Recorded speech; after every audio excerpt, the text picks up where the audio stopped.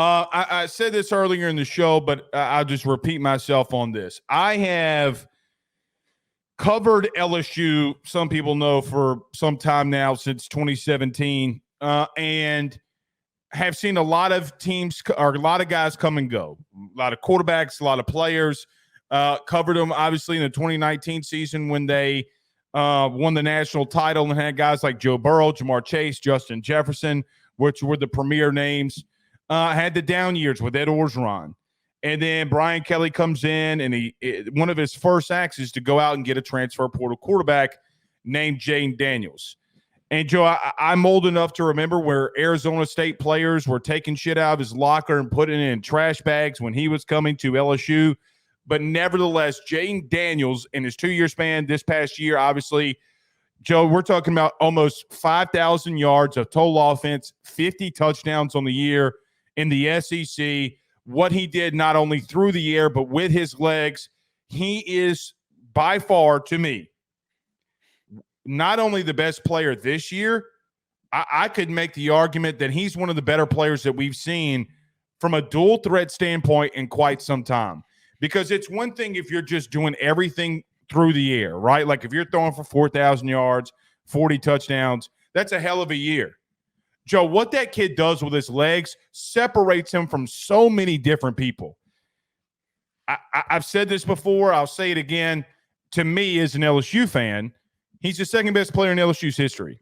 And if he had any somewhat of a just good offense or good defense, Joe, they might be in the playoff right now. I told you in the preseason, and you laughed at me a little bit when we kind of went back and forth. I told you when I would go to practice, it's like, Joe, this guy could win a Heisman. He is that locked in. Nevertheless, 4 months later, here we are, and he has won the Heisman Trophy. It's crazy because so many people through this process, Joe, said, well, he's got 3 losses. Okay, well, he lost to the ACC champ. He lost to the SEC champ. And he accumulated over 600 yards and 5 touchdowns against Ole Miss and still lost. His team still let him down, and he lost. He didn't have chances and times where he could do stuff like Penix, Michael Penix Jr., or even Bo Nix, where some games they don't have to be completely on. If he was not completely on every single game that he played, his team was going to lose.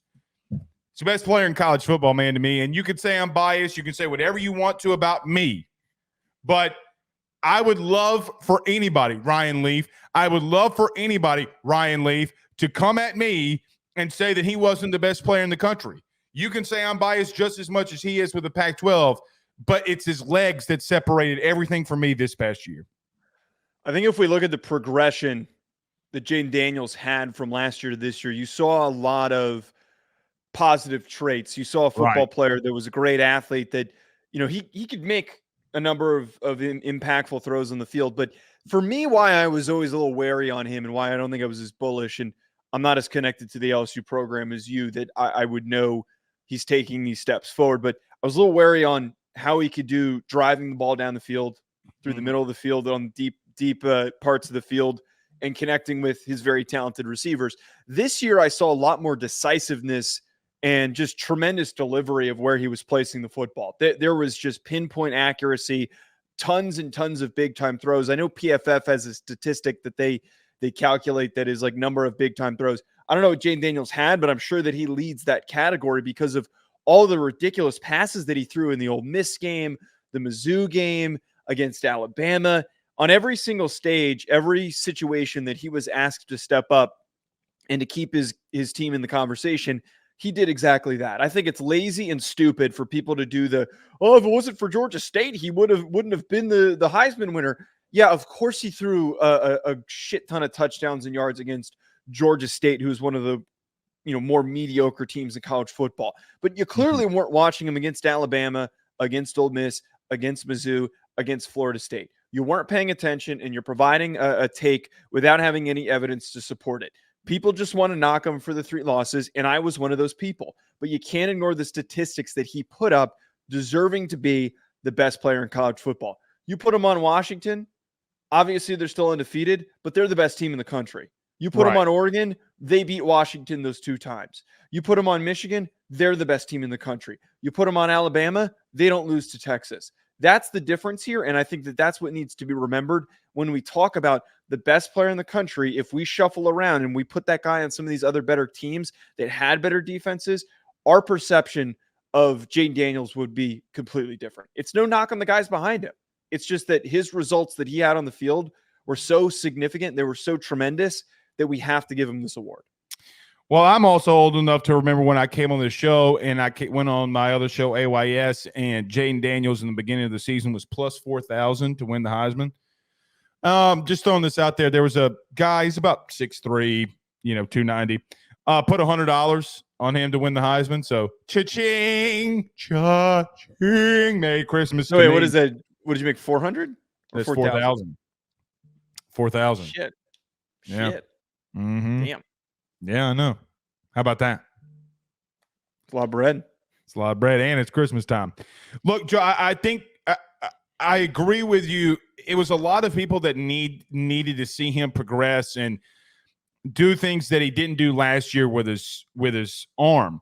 But Joe, he was better with his legs too, right? Like I mean, the crazy part about it is he was better running the football than he was last year. I don't know if you saw this last night, but during the Heisman ceremony, he was number one in every statistical category: yards per play. And I think he threw 22 touchdowns on deep passes and no interceptions. Every other quarterback that was there had at least one. It's just he was just so good in crunch time. I remember the Alabama game. I think it was like less than 50 seconds. He goes – no, it was actually 40 seconds. They're down 21-14. He goes down the field. He runs the ball for 40 yards, but it gets called back on the block in the back. Next play, doesn't matter. It's like 7 or 10 seconds left on the clock. Hits Kyron Lacey into the end zone, touchdown. Comes back at halftime. Goes for 65 more yards. Gets the 1 yard line. LSU scores. He gets knocked out in that game. But, Joe, if he wouldn't have been knocked out in that game, there's no telling what LSU could have done there. They were going down the field to score. But, look, it's just we've seen it in the Bayou when it comes to a quarterback progressing. Ask Joe Burrow exactly how that went. And you know what else, too, Joe, is it's crazy when you look at a kid when he doesn't have chaos surrounding him. I mean, think about the Herm Edwards when he was his freshman year. They had Brandon Ayuk. I think they had Darby. They had so many dudes on that team. If I'm not mistaken, I think they went 8-5 that year. They upset Oregon. I mean, he didn't even have a quarterbacks coach. He had constant turnover of OCs and guys that were in his ear that finally, when he had stability and playmakers on the outside, look, I'm not going to take anything away from Malik Neighbors and Brian Thomas Jr. and that offensive line. What I will say, though, is that he took it to a completely different level. And look, from a young man that was as criticized, and even Joe now, I mean, look at everybody saying, I voted for Michael Penix. Well, why? Because Michael Penix had a game where he threw for less than 200 yards and 2 interceptions and no touchdowns. Jayden Daniels wouldn't have even been in New York if he had even remotely that close of a game, Joe.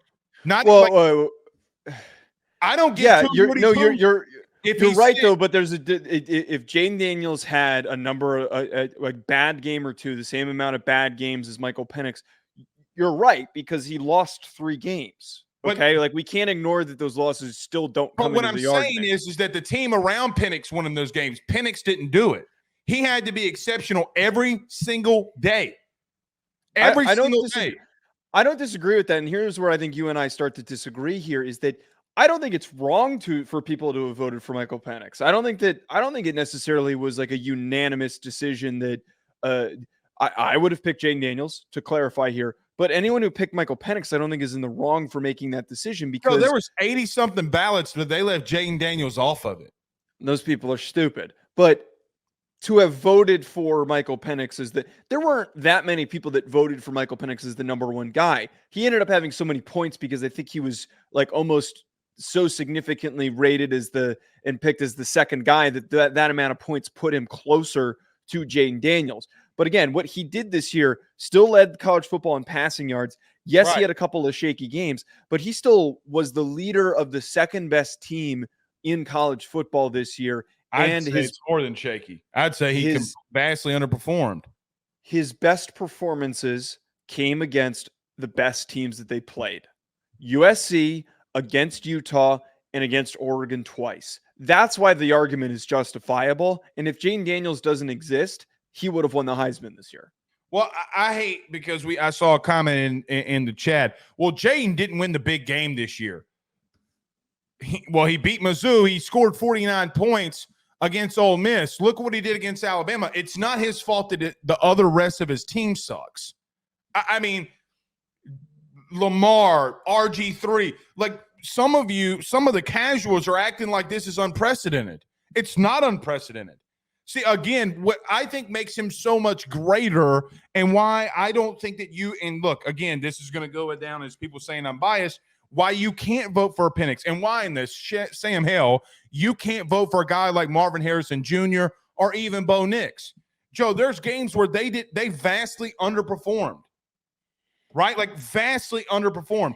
Nobody had more to overcome, in my opinion, of those four dudes more than Jayden Daniels. I don't think it's remotely close.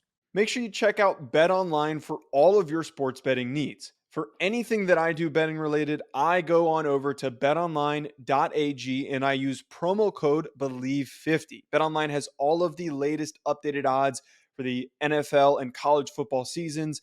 Anything you need, whether it's futures, live in-game betting, no matter what, your football betting needs are met at BetOnline. And again, make sure you use that promo code BELIEVE50, BLEAV50 to get a 50% welcome bonus on your first deposit. BetOnline, where the game starts.